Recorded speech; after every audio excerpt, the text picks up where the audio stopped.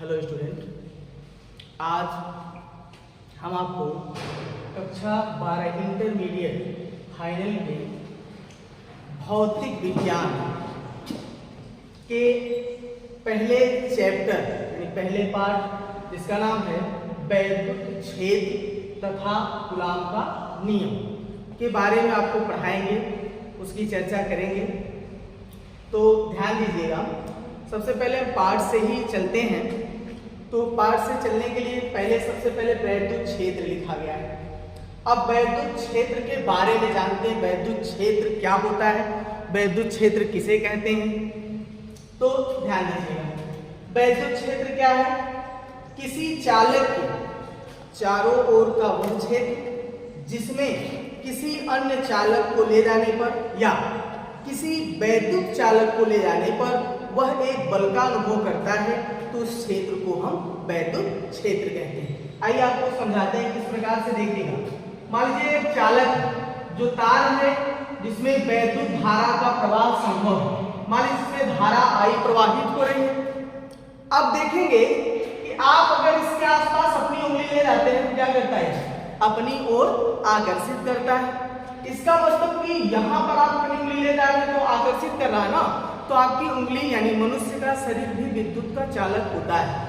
तो हमने लिखा है कि वैद्युत चालक वस्तु को, तो जो वैद्युत चालक वस्तु है उसको आप इसके समीप ले जाएंगे तो क्या करेगा कि वो उसको आकर्षित कर लेगा। ध्यान देंगे, तो हमने बताया कि एक चालक है, इसके चारों ओर का वह क्षेत्र जिसमें किसी अन्य चालक को ले जाने पर वह एक बल का अनुभव करता है, तो उस क्षेत्र को हम वैद्युत क्षेत्र कहते हैं। एक बार और सुन लीजिएगा, वैद्युत क्षेत्र क्या है? किसी चालक के चारों ओर का वह क्षेत्र जिसमें किसी अन्य चालक अथवा किसी वैद्युत चालक को ले जाने पर वह एक बल का अनुभव करता है, तो उस क्षेत्र को वैद्युत क्षेत्र कहते हैं। तो ये तो वैद्युत क्षेत्र। अब आगे है कूलाम का नियम। ये बहुत इंपॉर्टेंट टॉपिक है बच्चों, तो ध्यान दीजिएगा। कूलाम का नियम क्या है? ये सिंबल आप लोग याद रखिएगा, ये मेरा स्वयं का सिंबल है। ये जहां पे हमने बना दिया, समझ लीजिए आप लोग कि यह टॉपिक जो है महत्वपूर्ण यानी इंपॉर्टेंट है परीक्षाओं की दृष्टि से। तो बोर्ड एग्जाम की दृष्टि से यह सिंबल आप देख लें तो समझ जाए कि वह टॉपिक बहुत इंपॉर्टेंट है। आइए कूलाम का नियम हम आपको बताते हैं। आपने पढ़ा होगा कि गुरुत्वाकर्षण का नियम, जिसको न्यूटन ने बनाया है, गुरुत्वाकर्षण का नियम बिल्कुल उसके समरूप कूलाम ने कूलाम का नियम बनाया। अब गुरुत्वाकर्षण का नियम जो था वह क्या था? वह ब्रह्मांड में स्थित किन्हीं दो पिंडों के मध्य लगने वाला आकर्षण बल उन दोनों पिंडों के द्रव्यमानों के गुणनफल के अनुक्रमानुपाती तथा उनके बीच की दूरी के वर्ग के व्युत्क्रमानुपाती होता है। ये नियम था, जहां पे आपको सूत्र मिला F = G m1 m2 बटा r का स्क्वायर। तो ये उसका फॉर्मूला।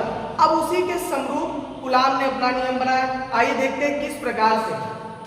तो कूलाम ने जो नियम बनाया वो उन्होंने कुछ दूरी पर दो बिंदु आवेशों को ले लिया, Q1 और Q2, और इनके बीच की दूरी उन्होंने r रख दिया। अब समझिएगा, तो कूलाम ने उसी नियम के समरूप यह नियम बनाया है। तो एक बिंदु आवेश मान लीजिए बिंदु A पर है, दूसरा बिंदु आवेश मान लीजिए बिंदु B पर है, और दोनों एक दूसरे से स्मॉल r दूरी पर स्थित है। तब कूलाम का नियम क्या होगा समझिएगा। यह है किन्हीं दो बिंदु आवेशों, एक तो आपका बिंदु आवेश यहाँ है, एक यहाँ है, तो किन्हीं दो बिंदु आवेशों के मध्य, देखिए लिखे भी हैं, किन्हीं दो बिंदु आवेशों के मध्य लगने वाला आकर्षण तथा प्रतिकर्षण बल।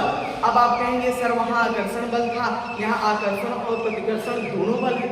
तो ध्यान दें बच्चों, आवेश जो होता है ना वह ऋणात्मक धनात्मक दोनों प्रकार का होता है। तो अगर यहाँ मान लीजिए ऋणात्मक हो गया, यहाँ धनात्मक हो गया, तो यह आकर्षण बल हो गया।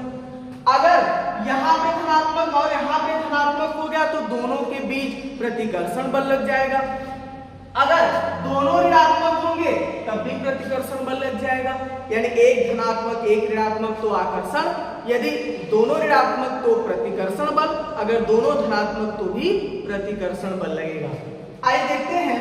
तो हमने इसीलिए कहा कि लगने वाला आकर्षण अथवा प्रतिकर्षण बल, फिर से सुनिएगा, इन्हीं दो बिंदु आवेशों के मध्य लगने वाला आकर्षण तथा प्रतिकर्षण बल उन दोनों आवेशों की मात्राओं का मतलब क्या होता है? सांद्रता।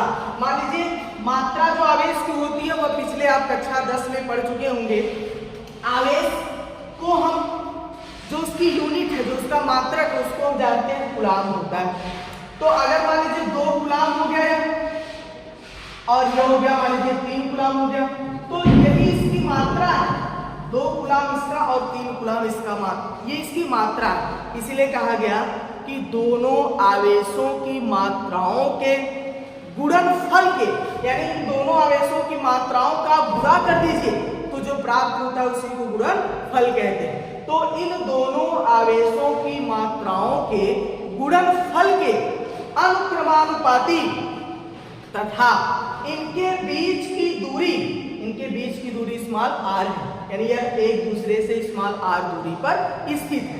तो इनके बीच की दूरी के वर्ग के, यानी वर्ग इसका करेंगे, इनके बीच की दूरी के वर्ग के व्युत्क्रमानुपाती होता है। आइए फिर से एक बार सुनते हैं। किन्हीं दो आवेशों के बीच लगने वाला या किन्हीं दो बिंदु आवेशों के बीच लगने वाला आकर्षण तथा प्रतिकर्षण बल उन दोनों आवेशों की मात्राओं के गुणनफल के अनुक्रमानुपाती तथा उनके बीच की दूरी के वर्ग के व्युत्क्रमानुपाती होता है। अर्थात हम कह देंगे F equal to 1/4 pi epsilon 0 भी इसको पढ़ते हैं, एप्सिलॉन नॉट भी पढ़ते हैं। इसकी कहानी अभी आगे बताएंगे हम विस्तार से। और इनटू Q1 Q2 बटा R का स्क्वायर। तो ये है वैद्युत क्षेत्र और कूलाम का नियम। मुझे पता है कि आप लोगों को समझ में आ गया होगा वैद्युत क्षेत्र और कूलाम का नियम। यदि आप लोगों को समझ में आ गया होगा तो इसे नोट करना है या फिर इसका आप स्क्रीनशॉट ले सकते हैं। तो आइए आगे की चर्चा करते हैं कि आगे क्या क्या चीजें पढ़नी है और क्या समझना है। तो सबसे पहले तो पढ़ेंगे कूलाम के नियम की व्याख्या।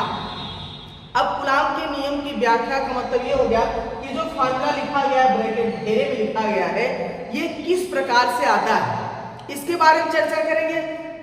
इसके बाद अभी हमने कहा कि एप्सिलॉन नॉट या एप्सिलॉन 0 ये है क्या, ये इसको कैसे आप डिफाइन करेंगे या कैसे बताएं, कैसे परिभाषित करेंगे या इसकी वैल्यू क्या हो सकती है, इन सब बारे में अगली कक्षाओं में चर्चा करेंगे।